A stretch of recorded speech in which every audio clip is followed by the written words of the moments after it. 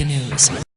The McDonald House bombing was the worst of a string of attacks by Indonesian saboteurs during Konfrantasi, the Indonesia-Malaysia confrontation that happened from 1963 to 1966. The incident has been making the headlines again because Indonesia named a Navy ship after the two men responsible for the attack.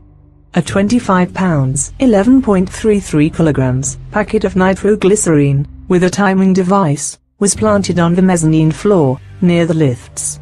At 3:07 p.m. on March 10, 1965, the bomb exploded, tearing a hole in the floor, ripping out a lift door and reducing the correspondence room of the Hong Kong and Shanghai Bank into a shambles, according to a Straits Times report.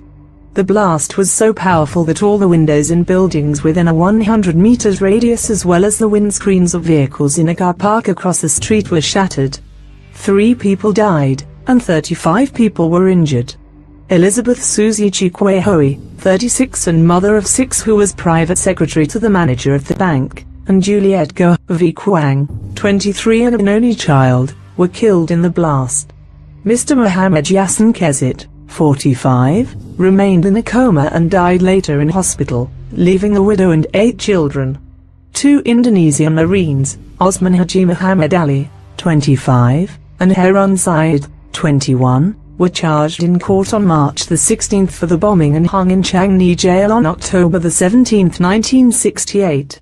In protest over the hanging, 400 students in Jakarta stormed the Singapore embassy and attacked the consul's residence as well as the homes of 2 Singaporean diplomats, Osman Haji Muhammad Ali, 25, and Harun Said, alias Taha, 21, were charged with having knowingly caused the deaths of 3 persons. The incident has been making the headlines again because Indonesia named a Navy ship after the 2 men responsible for the attack. A 25 pounds (11.33 kilograms) packet of nitroglycerine, with a timing device, was planted on the mezzanine floor, near the lifts. Arrow in the picture points to the exact spot on the stairway at the mezzanine floor of McDonald House where the time bomb exploded. The concrete wall separating the stairway and the correspondence room of the Hong Kong and Shanghai Bank was completely demolished, exposing a view of the bank's car park on the other side of Orchard Road. At 3:07 p.m. on March 10, 1965, the bomb exploded. The explosion tore a hole in the floor, ripped out a lift door and reduced the correspondence room of the Hong Kong and Shanghai Bank into a shambles.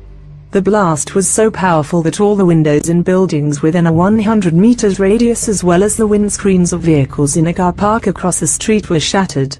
The sweepers were cleaning the road in front of McDonald House after the explosion, which torn out the door of one of the lifts. The workers were clearing away the rubble. 3 people died, and 33 people were injured. The March 10 attack on McDonald House happened at the height of Indonesia's confrontation against newly formed Malaysia, which then included Singapore. The extent of the damage on the mezzanine floor of the 10-story building made it a simple matter to determine where the bomb was placed near the lift. Lim Chin Hin, the comprador of the Hong Kong and Shanghai Bank, had a narrow escape when the bomb exploded at McDonald House in Orchard Road. Then Deputy Prime Minister Dr. Toh Chun Chai called on victims of the explosion.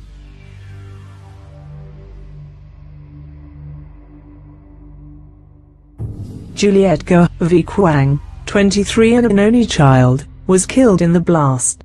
Funeral of Juliet Goh, who died in the bomb explosion at McDonald House. Elizabeth Susie Chikwehoe, 36 and mother of 6 who was private secretary to the manager of the bank, died in the blast.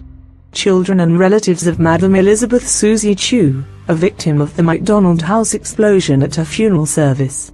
The McDonald House bombing claimed the 3rd victim with the death of Muhammad Yassin bin Kezit, 45, a car driver. Damage in different parts of McDonald House caused by a time bomb. A cloud of plaster and bricks had rained onto the employees in the bank. At that time, about 150 employees were finishing up for the day, as the bank had closed 7 minutes earlier. Orders were given to hundreds of workers still at their desks on the upper levels to evacuate the building. Staff were instructed to evacuate via the fire escape at the back of the building. Outside, nearly half the road in front of the building was blocked by a damaged station wagon, with the other half by a wrecked car belonging to the Japanese consulate. Both were damaged by the blast. Within minutes, at 3:30 p.m., the reserve unit, which specialized in crowd and riot control, arrived. Police took up positions on both sides of the road to prevent looting. After the building was cleared, only policemen and foreign correspondents were permitted to go near the bank.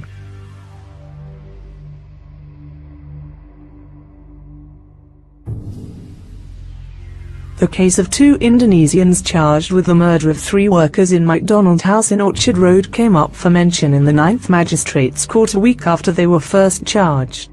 Camille Suhaimi, the counsel for 2 Indonesians charged, acting DSP JS Kose at the hearing of McDonald House explosion case. Tan Ornbok at the hearing of McDonald House explosion case. Minutes before the bomb explosion at McDonald House in Orchard Road on March the 10th, 2 visitors had alerted people in the building, Mr. Justice Chua was told. Mr. Go Mumsoon, a food hawker, and Mrs. Joan Harrison, a housewife, told the court how they noticed a peculiar smell in the building.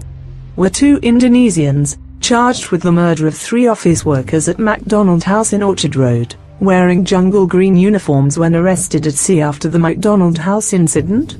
This question was brought up at the McDonald House bomb blast trial. The trial's witness, Limapur, a bumboatman, testified that on March the 13th, he picked up the 2 accused who had been hanging onto a piece of wood and calling out for help. Work began on McDonald House to repair the massive damage caused by the bomb explosion. The damaged section was sealed off by a plank wall. Malaysia News.